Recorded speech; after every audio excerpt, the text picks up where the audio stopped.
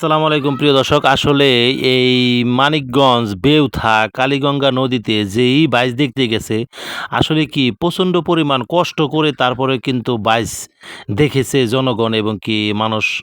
আসলে এই যারা দাঁড়িয়ে দেখছে নদীর পাড় দিয়ে, তারপরে যারা এই ভোটের ভিতরে দেখছে, তারা কিন্তু প্রত্যেকেই কিন্তু বৃষ্টিতে ভিজে তারপরে কিন্তু এই বাইচ উপভোগ করছে। আসলে বাইচ প্রেমিক ভাই যদি না থাকতো, বোনেরা যদি না থাকতো, আসলে এই বৃষ্টিতে ভিজে কিন্তু এরকমভাবে বাইচ দেখতো না। এই যে এক আপুর অবস্থা দেখেন, উনি কিন্তু কাদার ভিতরে হেঁটে যেয়ে তারপরে কিন্তু নদীর পাড়িতে দাঁড়িয়ে তারপরে কিন্তু উনি বাইচ উপভোগ করছে। আসলে এত সুন্দর বাইচ হয়েছে এই মানিকগঞ্জের ভিতরে, এরকম দর্শক বা লোকজন দেখা যায় নাই যে আসলে এত পরিমাণ দর্শক হয়েছিল। আসলে অন্য জায়গায়ও কিন্তু গিয়েছি, তারপরে কিন্তু এত পরিমাণ দর্শক দেখা যায় না। এই যে দেখেন পানির ভিতরে কিভাবে হেঁটে যেয়ে তারপরে কিন্তু এই যে দেখেন এক ভাই কিন্তু পেঁপে গাছ, মানে এত পরিমাণ অবস্থা।